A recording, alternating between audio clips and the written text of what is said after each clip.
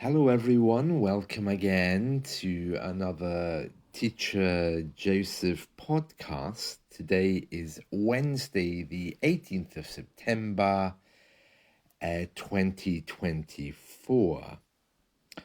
Now, this week's lesson, as you know, has been all about cows and, in particular, killer cows. Many of you have been thinking that this is some kind of practical joke, but actually, no. As I was mentioning yesterday, cows are very dangerous these days.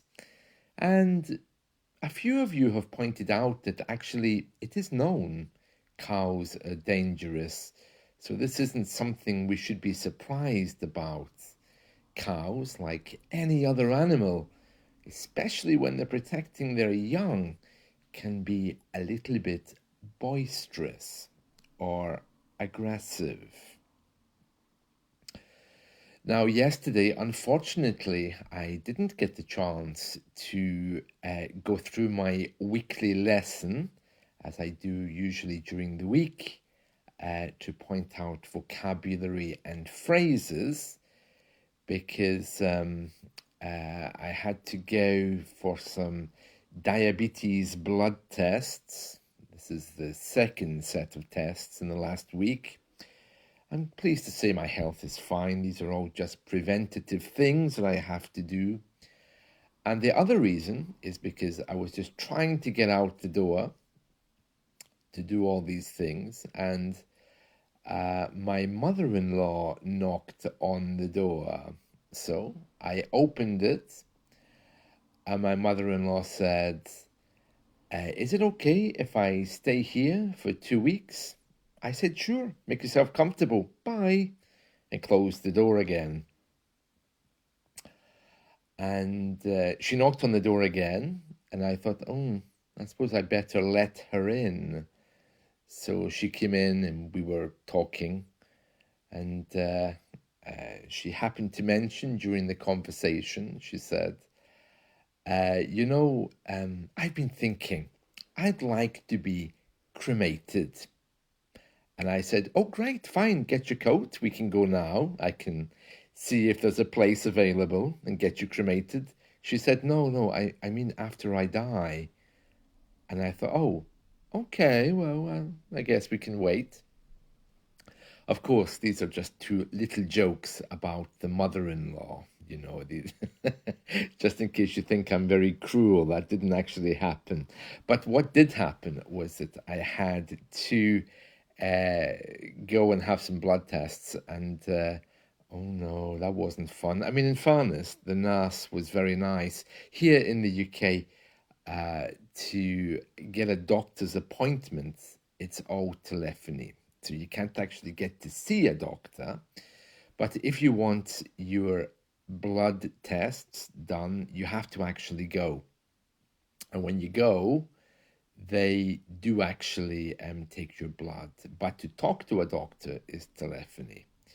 So it's quite frustrating because the doctor is sitting in the next room from the nurse.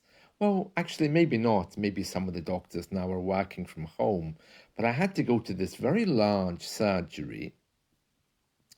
The nurse, who of course was talking about the weather and how difficult life is and trying to make small talk with me while pushing needles into my arm, was very nice. I mean, it was just a typical small talk conversation. Oh, lovely weather. This will hurt a bit. Stab.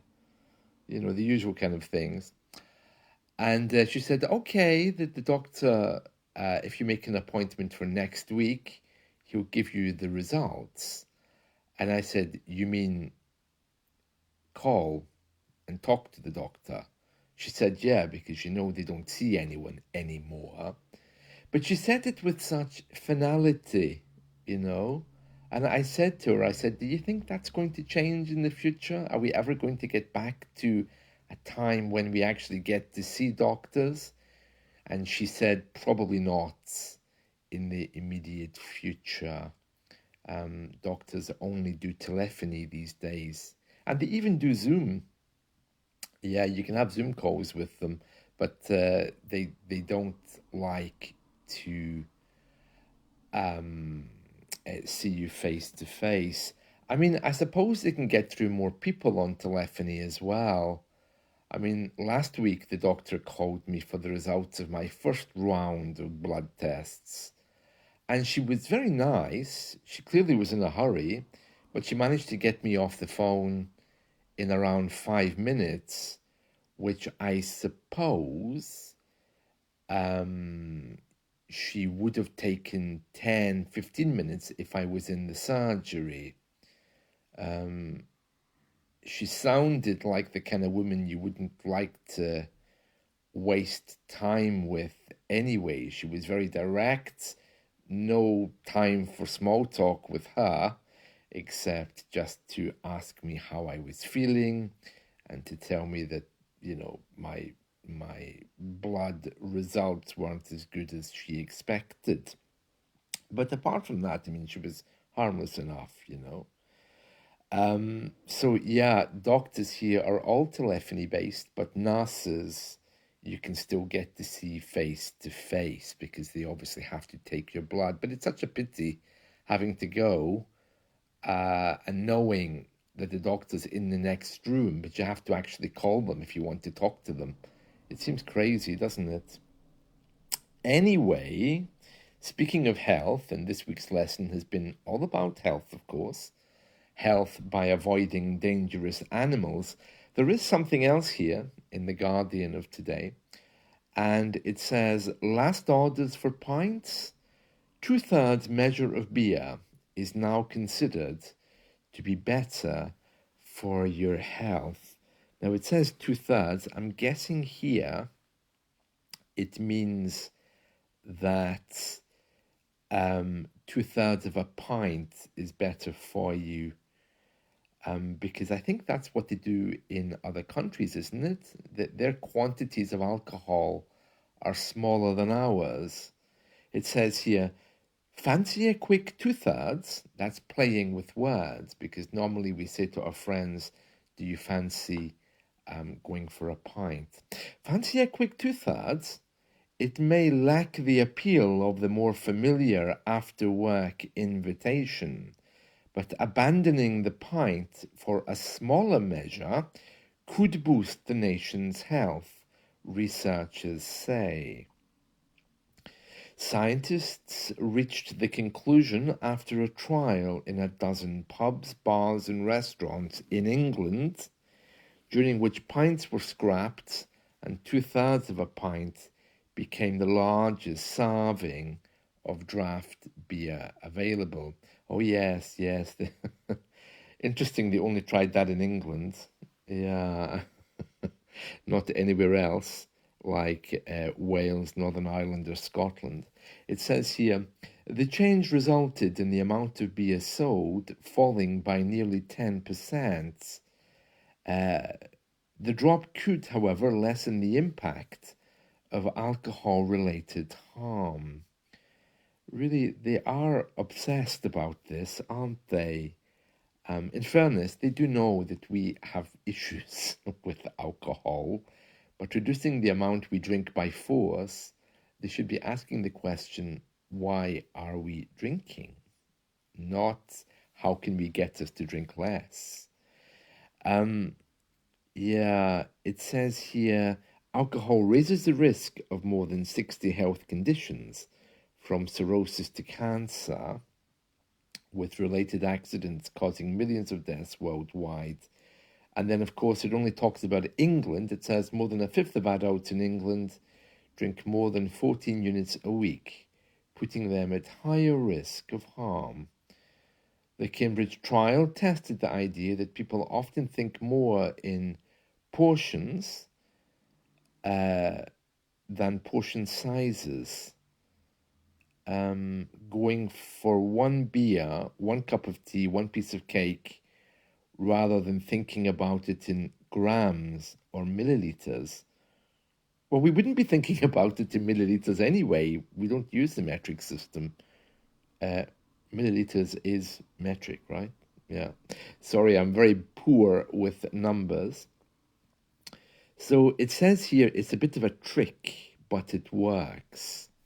So what it's saying here is if I go to the bar and ask for a beer, I'm not thinking about whether it's a pint or a half pint. I just want beer.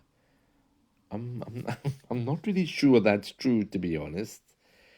And it says here that it trains people to drink less. Uh, yeah, I really do think they would stop telling us what to do and simply look at why we do the things we do. People here drink to get drunk, to forget the problems that they think they have. They don't rub their hands together saying, ha ha, I'm going to have a pint of beer today rather than a half pint. Yeah, it's all very strange. But anyway, yeah, this is what they're planning to do with us. Um, right, that's the main story for today. There is another one here you might be interested in, saying universities have promised to cut overseas numbers in return for the government giving them more money by raising fees. So, for example, in the northern part of the UK, universities are free for everyone who lives here. So the government are paying for that. They're giving the universities money, but the universities are saying, well, it's not enough. So the government's saying, okay, you take less students from overseas, and we will give you more cash. And that seems to be something that they've all agreed will happen. It says here, universities will offer to curb the rise in overseas students in return for greater stability and the chance to increase tuition fees. Yes, because in England people still pay for those, don't they? Oh, very interesting. Very interesting, yes. Well, there we are. So that's it from me for today. I hope you've enjoyed this. I'm going to go through our weekly lesson in a minute in our usual daily video clip. That's it from me. I hope you've enjoyed this. Let's talk soon. See you. Bye.